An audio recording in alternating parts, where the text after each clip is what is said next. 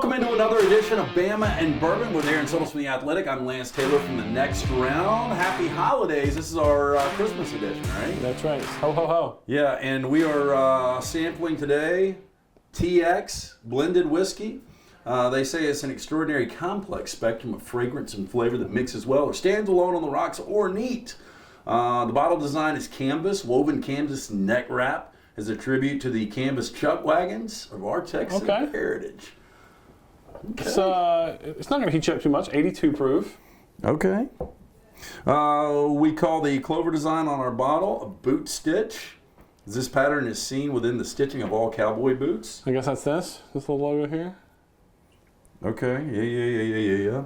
The cap is a one-of-a-kind handcrafted cap from reclaimed cowboy boot leather. I got some green right here. I think I got black. I think I'd rather have a pair of black boots than green, but... Do you have a pair of boots? Like cowboy boots, not... No, I don't. I used to have a pair of cowboy boots. I'm thinking about buying some. Get some of the... I'm not buying Casey. I'm not going to drop a couple $1,000. It was funny. We were at Bama a couple of weeks ago doing the show, and the bassist for this band that was playing on Saturday night, he had a pair of Casey's on. Now we went when Alabama was out there in Fort Worth, Austin, and I've been out there a couple times. I went to the Casey store. Man, they got some nice stuff. But you can spend up to $15,000 a pair, can't you? But you can get a pair for $600. You probably get, but they sell briefcases and duffel bags and all that stuff. Okay, it says vanilla bean, maybe a little bit. It definitely doesn't heat you up. It's a unique taste. Yeah. Are we talking bourbon here? Am I getting vanilla? Yeah, you're getting a little vanilla. I can't read this damn font. It's like cursive and it's like really, really small. So let's put the font on there where nobody can read it.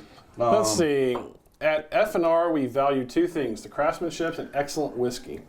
That's why we blend and bottle TX by hand to bring out its sweet aroma, robust flavor, and smooth finish. The result is bold like the Texas you know and distinctly satisfying. We hope you enjoyed as much as we do. Please come see us. Okay, so this is whiskey. Yeah. This is whiskey. Okay, all good. So Bama and Bourbon, we transition sometimes. Anyway, interesting packaging. We got a little boot on the top. Yeah. So where to start here? Well, I guess the biggest news coming out, we'll get to basketball in a minute. Bryce Young and Will Anderson are going to play. I am just completely blown away. Yeah. I mean, it's a 10-2 team going against Kansas State. Yeah. I guess for a right to be in the top 5. I mean, even if Alabama wins this game, they're not going to move up in front of somebody that was in the college playoff. Do you think? They might move in front of TCU.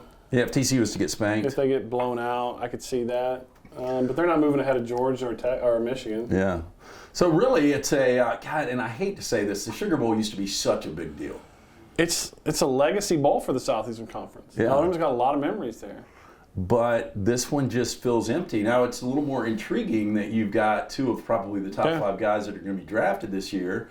You get to go pay your respects to them and celebrate what they did at Alabama. And Alabama fans love a trip to New Orleans. There's a lot to do in that city. You like to drink, you like to eat, and you get to see them. And, by the way, me and my buddy, we're going to go see the Pelicans play. The 76ers are going to be in town, so we're going to check out Herb Jones and see Joel Embiid and all them. The last time we were covering Alabama and New Orleans, and correct me if I'm wrong, was it not pre-COVID? It would have been the Clemson game, right? Yeah, it was Clemson. In 17? And I remember how miserable and windy it was that weekend. I mean, it was freezing cold, which you can get in New Orleans a little bit. But we went and saw the Pelicans the night before. They weren't this year's Pelicans. No, this year's Pelicans are legit. Yeah, I mean, it could be the best team in the West. Yeah.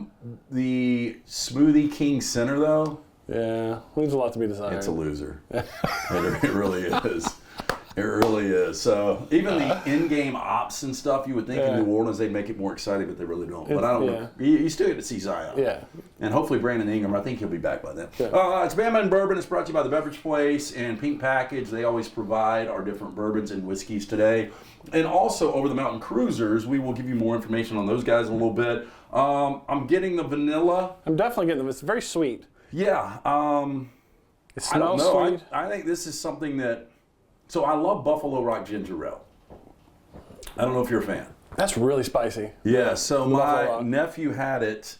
He loves carbonated drinks. He's a Dr. Pepper guy. Yeah. All I had in the house was Buffalo Rock. It's an acquired taste. And he took a sip and he's like, holy It hell. will heat you up. Yeah.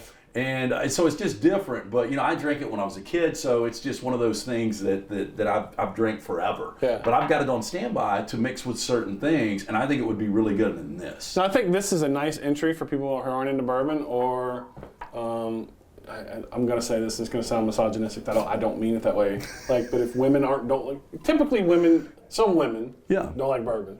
This might be a good entry point for them. I love women that love I'm bourbon. going to get toasted for that. No, you're not. Just edit that out, Scott. No, you will not. We were having the Mad Men discussion Saturday night. I had a few people over at the house, and it was funny. And there were a couple of the women that are watching Mad Men now, and they're like, I think it's awesome. Yeah. And that is probably the most misogynistic show. It's a period piece, though. Yeah, so I mean, it has to be. It was accurate. I mean, that's kind of the way things were back then. Yeah. So And I make my comment knowing my wife will drink bourbon, doesn't love it, and my mother-in-law will drink certain bourbons, but I think my mother-in-law would love that. Yeah, the roommate drinks bourbon, but she drinks it with diet soda. Okay. But again, we've talked about that. We were talking about it. Aaron was on earlier with us. Ryan Brown's out this week on the next round. And we were talking about whatever your palate likes. You know, there's certain nights, because it's nostalgic for me, that I'll pour a bourbon and Coke. You should. Majority of the nights, I drink it just like this. I drink it neat. Yeah. But if I have a bunch of people over, my problem with drinking it neat is I drink it too fast.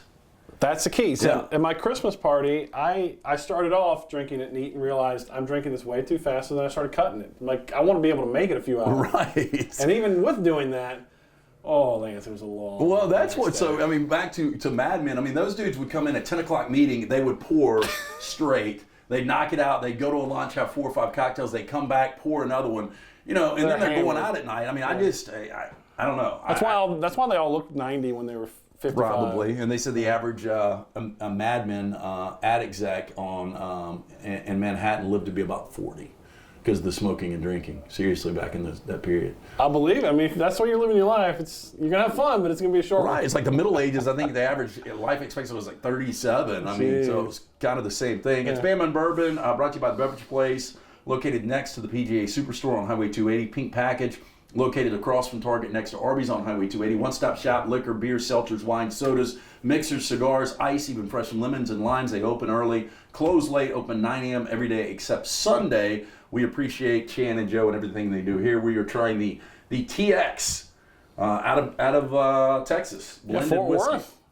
Yeah, so they've got this available at both locations, Beverage Place and Pink Package. Okay, so anything else? I mean, it's National Signing Day. Yeah. So any big news? The Carver combo, Yeah. we'll call them. These are guys that everyone wants. They are apparently a package deal. It seems like Alabama is the leader in the clubhouse right now. We'll see in about 24 hours. But do you think they ultimately sign with Alabama? It's been trending Alabama for a while now. The last weekend, Quay Rusall did not take a visit down to Auburn, but James Smith, his teammate, did. So make of that what you will. But I think they want to play together. I think they're going to play together. Odds are they land at Alabama. But Hugh Freeze is now at Auburn. They're making up some ground quickly. And getting them on campus, or getting one of them on campus, is a big deal. So we'll see how it plays out. But I think most people expect them on early signing day to sign with Alabama. So are these guys, like I haven't seen film on them. I know we got a ton of people that pay attention to the recruiting and are watching videos on these guys all the time. Do they seem like guys that will be immediate impact guys? Probably not, just because of the positions. James Smith's on the defensive line. Quay Rusall is an edge rusher. Alabama, you just look at what they have coming back on the edge. You know, Dallas Turner and Chris Braswell. Yeah. And you got some other guys behind them who've been waiting their turn. So probably not instant impact guys. And that's why I say I think it's less important these days on who you sign and on who you sign that stays in the program. Because a lot of guys, if they don't play their first season, they got options now. They can go elsewhere. They can make some money in the NIL and go to another school and maybe find the field earlier. But I don't think that these guys are insignificant players. They're 5-star rated players for a reason. But in those positions, I don't think either one are going to come in their first year and start. Yeah, there is no such thing as patience now. What's amazing is these kids are making money, and I forgot the kid's first name. I think his last name's Moore, the 5-star quarterback. that Dante flipped Moore, yeah. from Oregon to UCLA, UCLA. right after Bo Nix said he was coming back. I mean, Bo's going to be there 1 year, learn under a veteran guy, and then take it over if you're good enough. There is no patience, and I'm not going to get into the whole this generation is better than the next. I do think it's easier for this generation of student athletes who have options that other previous generations did not have. I think it's easier for them to not walk away from a challenge, but not rise to the challenge. Yeah. Bama and Bourbon is brought to you by Over the Mountain Cruisers, I should say, the Southeast hub for the Toyota Land Cruiser with nearly 10 years of experience servicing and outfitting Land Cruisers, OTM Cruisers. They've got the skills and knowledge to service and pre-qualify any Toyota Land Cruiser or Lexus 4-wheel drive. They can quickly address your needs. Go to otmcruisers.com. With Aaron Suttles from The Athletic, Lance Taylor from The Next Round. We appreciate you tuning in to Bama and Bourbon, where we're trying out the TX American whiskey. They said it reflects the state of Texas. You a big fan of the state of Texas? I like Texas. I think they love themselves a whole lot. No one loves being from Texas more than You're right. from I Texas. don't think anybody is more proud to be from the state. Like Floridians, they're all over the place. Mostly transplants. California people are just strange in general. But Texans are very, very proud people. But there's a lot of different stuff. You can go see a lot of different Texans. Oh, and I mean, you can be in the middle of nowhere in the state of Texas, and you can be in the biggest metropolis with a city like Houston. So it is very interesting. So what do you think about the TX? I think you're right. I think I would probably mix this with something. Yeah. Because it's very sort of sweet. But I think it is something, back to it, somebody that thinks that the bourbon is a little heavy. Yeah, this will not burn you up. If you want to taste this, I would recommend, that's the thing. Just try stuff, and your taste buds will tell you what you like. Okay, let's hit some basketball. So last year, it was a really good Gonzaga team in Seattle that lost to Alabama, who was a good team. Now it looks like everything's flipped. Yeah. Gonzaga and Mark Few, they come from the Pacific Northwest. They come to Birmingham. Seems like a better Alabama team and a little less of a Gonzaga team. Gonzaga shoots lights out, 74% in the second half, score 100 points. You were down at Legacy. Yeah. I mean, it's hard to fault Alabama because Gonzaga couldn't miss. They couldn't miss. Like as you mentioned, the second half they had made – and Drew Timme, he got the ball, it was a bucket. He was giving you a bucket all night long. He is one of those, like a Cherokee Parks, like a really, really good college player that's probably going to give you 10 to 12 minutes in the NBA. Nothing flashy. Lucky to be 8 and 6. He wore Alabama out. And Brandon Miller was spectacular for Alabama. That's the only reason that game was even remotely close. But Gonzaga shot the lights out, and I really think they missed the defensive presence of Nimari Burnett. Yeah, and look, he's going to be out for a while. Yeah. I mean, if you're just guessing, do you say late February? Probably. Yeah. But I mean, back in time for conference tournament. Yeah. And back into the conference schedule. Yeah, which is big. Okay, so Brandon Miller, we've seen a couple of bad games, but you've seen. Like, even in the bad games, you can see how much talent this kid has. He's incredible. And for him to go 36 and 37 minutes against one of the better teams in college basketball, beyond impressive. We're starting to look at some of these guys that had the abbreviated careers now because of the one-and-dones with the Kyra Lewises and the Colin Sextons. Even Gerald Wallace back in the day. He's better than all those guys, isn't he? He's more polished. His game is more ready right now. Gerald Wallace was a phenomenal athlete. Yeah. And you just projected that he'd get better. Brandon Miller's more polished right now. I'm not saying he's a fully developed player, he's not, but he's more polished and ready. He can shoot the three, he can get his own shot. I've been told the best part of his game is what Nate Oates really doesn't allow, which is the mid-range. He backs you in and just turns around and shoots the mid-range, which Alabama doesn't do in their offense. Well, and nobody does really in basketball. I mean, that's been a dying art for decades now, but the kid's got handle, and he's got something that is just God-given. It's his size. I mean, the guy's 6'10" and can do everything. And he's not scared. I was fortunate to have great seats for this game. The lengths that Gonzaga was going to deny him the ball, and he still got the ball. And he turned over a couple times, but they were trying to force the ball out of his hands, and he still got 36. So, Jabari Smith last year. I mean, there's some similarities, right? There is. Yeah, I think Brandon's probably got a little better shot. I think Jabari's a little more physically imposing. But there's definitely some similarities there. So, Jaden Bradley, Clowney, I mean, there are some really good freshmen. I mean, I think it's finally all come together for Nate Oates. And if this team can get healthy, What's the latest on the kid from St. Bonaventure? Don Welch? Yeah. He's got a calf injury. Nate Oates finally disclosed what it is, and they thought he was getting over it. They practiced him. He re-aggravated it, so now they're taking it real slow with him. So I don't know that there's a timetable that they've disclosed publicly, but I'd expect some point early in the conference season we might be able to see him. So if there's a Achilles heel, this team, is it possibly just turnovers? Turnovers, and that's part of that is you accept part of that based on the way they play. Yeah. Because they're so fast in transition. So you're going to have to live with some of that. Some of that's going to go away. Obviously, the more experience they get to play with each other, but that's what you're going to have to live with. But when you live with that, you also get a team that scores 90 points. I mean, they're going to play a Jackson State team tonight, and they're probably going to score 90 points again. With Aaron Suttles from The Athletic, great Christmas gift. Subscribe there. It's only like $1.99 a month. You can afford that. Get great reads. What are you working on right now? I got a story I'm going to write tomorrow. It's going to come out in The Athletic that basically posits Nick Saban recruited his tail off. That I'm not going to say solely responsible because you got a lot of assistants for building relationships, but Nick Saban, it meant a lot to him. He was determined, this recruiting class, to go out and shut up some naysayers. So depending on what happens tomorrow, could this go down? I mean, he's had some incredible classes. This would be his 8th number 1 overall class. Yeah. Where would this rank amongst his other number 1 classes? I'm going to favor 2017, just based on the number of first-round picks that class put out and how many first-team All-Americans and national championship guys that had on that team. But it's hard to tell. You don't really know for 2 or 3 years in a row because I think Alabama's recruited well, but they've had some busts lately.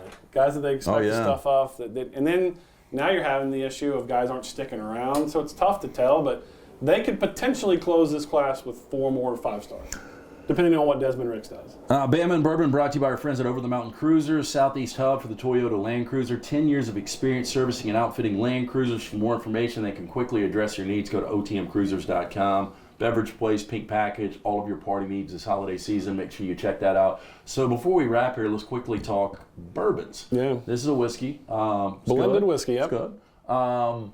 If you had to buy one bourbon for somebody just to bring to their collection, and let's say that money is playing into this. You want something that's going to be in the $40, $50 less price range. Eagle Rare. Okay. It's a good bottle. It's kind of hard to find in Alabama. If you travel outside the state, not as hard. But it's an unbelievably smooth bourbon.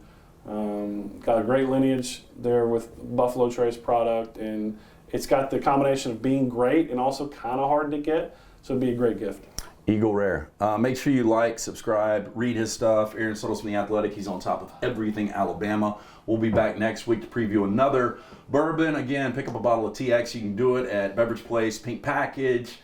Special thanks to Over the Mountain Cruisers, otmcruisers.com. Like, subscribe. You know anybody that likes bourbon, they like Alabama sports, they should like our show. Have a great Christmas. Be safe. Drink a lot of bourbon. Be responsible. Take that Uber. Get somebody to drive you that hasn't had too much to drink. Love taking the Ubers, especially this time of year. You meet some fun people, too. Anyway, have a wonderful holiday. We'll see you next week.